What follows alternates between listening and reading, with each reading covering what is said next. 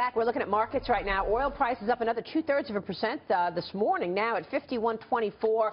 Of course, the high earlier in the week above 53. Joining us right now is OPIS Chief Oil Analyst Tom Kloza. Tom, good to see you. Hi, nice to be here. Thanks so much for joining us. What's your take on oil right now? Higher or lower? A little bit higher, but choppy, and nothing apocalyptic.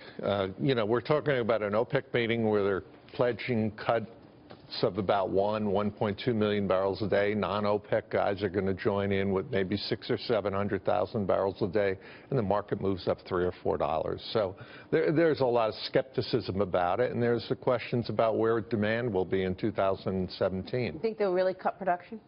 I think they'll cut production, and you have to apply a sort of slide rule to it. Maybe 60 or 70% of the pledges get fulfilled with cuts. But we've got this huge gelatinous belly of too much crude. I mean, 1 billion barrels or so of too much crude, and it's going to take a long time to work that off. And what about production here in the United States? Do our producers then ramp up production to offset the cuts coming out of OPEC? They're already doing it, Dagan. I mean, if you're in West Texas now, and I know you want to go there. Giddy up. I love Texas. Don't mess with Texas. Yeah, I've learned that. Did you say giddy up? Giddy up. It is the Wild West land grab there. You can find oil. You can bring it to market. Don't believe what you hear from some of the Wall Street folks that, oh, they need $70 or $80 to break even. They're making decent money at 45 to 55, and there's a lot more oil coming from there. So what you're saying is, even though we're going to see possible cuts from OPEC, there's so much oil in the world, particularly in the United States, that prices ultimately, there's a limit to how high prices can go. Yeah, and not just the United States. The United States is going to pump more oil. We'll probably break the record that was established a couple of years ago, and we'll break it maybe at the end of 2018 or 19 without a recession. Recession changes everything.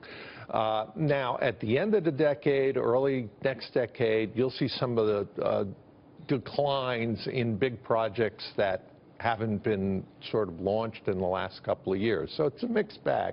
But next year, cheap year. Cheap year. Not as cheap as this year, but, you know, maybe 25 cents higher or so. Not too bad. I think an interesting topic here, private aviation. It lives and dies with the price of oil. And at one point, when oil ran up to about $90 a barrel, it also went to 147 a couple of years ago. Right, and exactly. And then jet fuel was about $9 to $11 a gallon. It's now gone down to about $3-ish a gallon. So the challenge is, when this fluctuation, it erodes the value of private aviation, reduces production from jet manufacturers because buyers are just not willing to pay the operating costs. When do you, so that's one example of the impact of this volatility. Do you see the cheap prices holding for some reasonable period of time, or at least a gradual increase compared to, you know, what we've seen in the past? Well, I root for chaos, so I like for wild volatility. And I think we'll see that $40 to $60 oil. On the refined products, the one thing you have to remember is we have very shallow inventories.